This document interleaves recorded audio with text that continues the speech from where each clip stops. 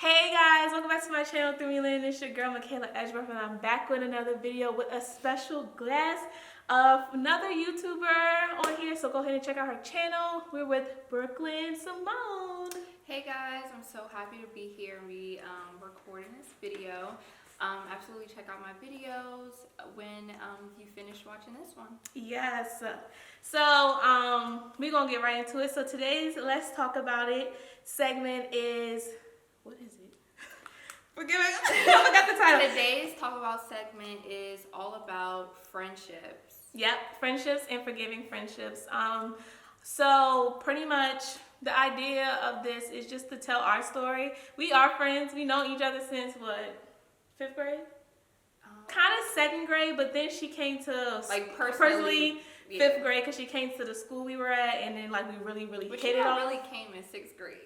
But, oh my gosh, yeah. Oh gosh. Okay. But 5th grade was good because that was a good birthday party that Dallas had, and then yeah. But yeah. So long story short, a very long time, and through our friendship, it was very rocky. Like it was rocky. We have rough patches, and I feel like the idea of today's segment is really just to show you guys friendship, and let's really dive into friendship with adulting, into adulthood, and then how it changes, and then also like forgiveness, because as God says, we always need to forgive, but how do we do it when people hurt you so bad? But okay, so let's dive right in and let's get started. Let's go ahead and dive into this topic. So let's get real and personal. Thanks for being here. Being truthful.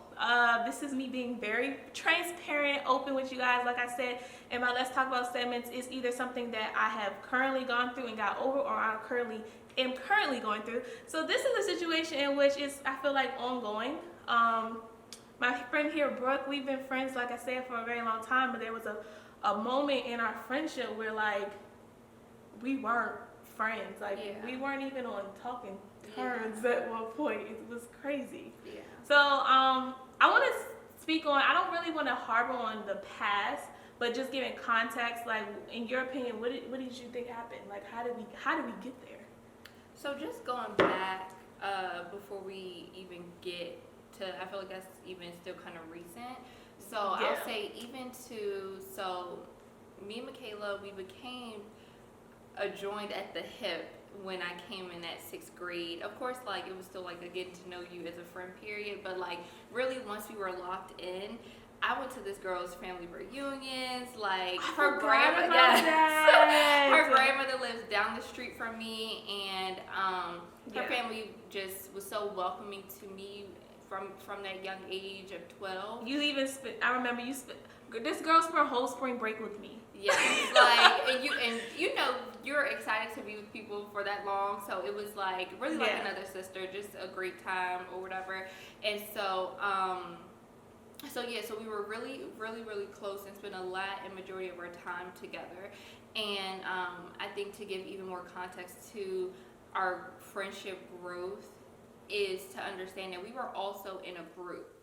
And it was 2 other people, and we all met, and we went to the same private school in middle school, and we all, when we left middle school in 8th grade, we all went to different high schools. And then in moving through high school, I think we did a pretty decent job of staying in touch, still sleeping over each other's house, and trying to be supportive. I think high school was mild in terms of going through that, but then I know we probably didn't even think twice about college and what it meant for our friendships, because again there wasn't too much friction in high school to have to think about that. We just was all 4 peas in a pod, like, okay, you're going here, we about to go travel here, we about to do that, but really not really taking the time out to see if our foundation as friends was strong enough to withstand such obstacles, because that is obstacles. Like, and I think truly too, like there were some towards the end of high school, there was some animosity building. Yeah, on my end, I can speak on that a little bit. Yeah, and so communication also wasn't developed. In high school. I just feel like at that time, I won't. It's weird saying, but I'm being transparent. I felt like you were failing me as a friend. Like you wasn't there as a friend for me in ways that I would have expected or ways I would. But I couldn't put the blame all on you now that thinking back at it because I didn't open my mouth. But also it's like I felt like I didn't have to because you're my friend. Like you should be able to feel the vibes. You should be able to know when something's wrong with me. So when things were wrong with me and you couldn't pick up on it, it kind of was like, damn, like. And I think as time went on too, because again, we're starting to really hone in on our separate lives. Yeah. The feeling of some type of way went in, us not maybe talking as often and chalking it up to like being busy. And so yeah, when we did talk, it's really like I'm catching you up on everything and things like that. And sometimes when that happens, I know people don't initially feel like, okay, let me not take this moment to kind of put this load on you. There were individual like problems that were going on that could not be addressed as a group, and I think because of how Michaela was feeling and how that presented itself in the friendship of her not showing up when we would try to all hang out and just different things like that, when those moments continued to happen, it was more so of like, okay, this is somebody who's not trying to put any work or effort into it, and I can only do so much, and especially when we all have our own also personal things going on, right? And so it's extremely hard. And there was just a combination of like things going on, and again, we also at the time, like this was maybe 2 years ago now, we all did want to be friends, but we were all operating out of a place of hurt. Yes. So for sure. We graduated college. Everybody graduated college, and there were some pain points that happened throughout that graduating year, such as like people not showing up for other people's events, and just things like that. And so by then, let's give tech context. By then, I'll say, as far as in the closeness, it was kind of like. I felt like it was a whole different shift in the dynamic of our friend group, and then also in the dynamic of our friendship. Like I felt like during like my junior and senior year of college, it was more of a I'm calling you, but I don't really know you type of situation. Like it went from, and that's where I want to give you guys context, because this is someone, like we said, sleepovers, hang out. Like this was my go-to girl. Like that go-to person when I'm not feeling all right, when I have problems, I call her. So now the person that I was calling and I'm used to is kind of non-existent in my life, and I'm now having to really figure things out for myself.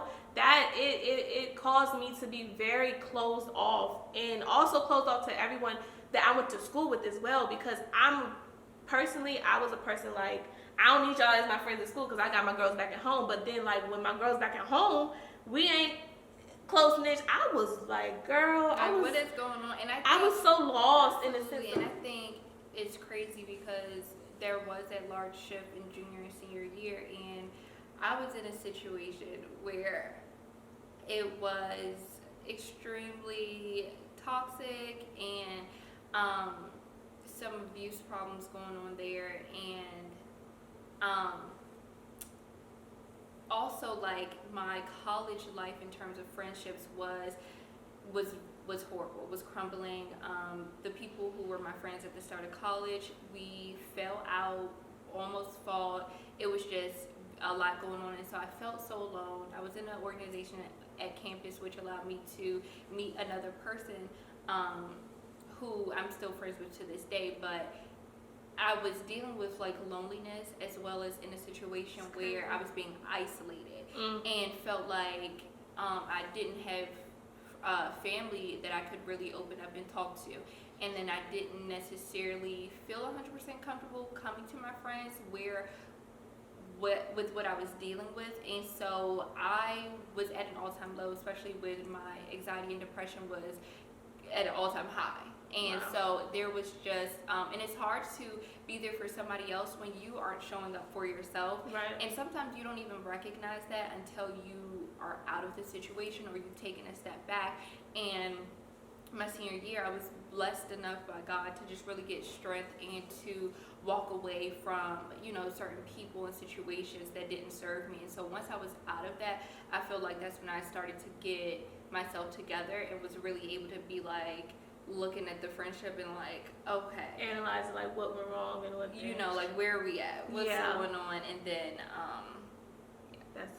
it's crazy you say that, because like it's weird how we both were going through similar situations, but however, like I feel like we both went through the same thing of like feeling alone and feeling, and those were the times where we really needed each other, but we weren't there for each other because of just the buildup of just tension and not just really just laying it out on the table. And that's sometimes really it takes like letting that stuff go, in the sense of like, because when I feel like sometimes when the tension builds up, it can manifest in pride and ego. Oh yeah, I was definitely prideful towards you at one point. I was and just then like, I'm not hitting her up. No, it really was. Like I got to a point where it was like, you did me wrong. I feel some type of way, and I don't care. Like, and it was to the point where like the collective, you guys were just saying like, you seem like you don't care, and it's just like, cause I don't. Like as much as I try. But that's also the person that I've always known too. Yeah. So it's also like, cause it's like once you have hit that part of me where like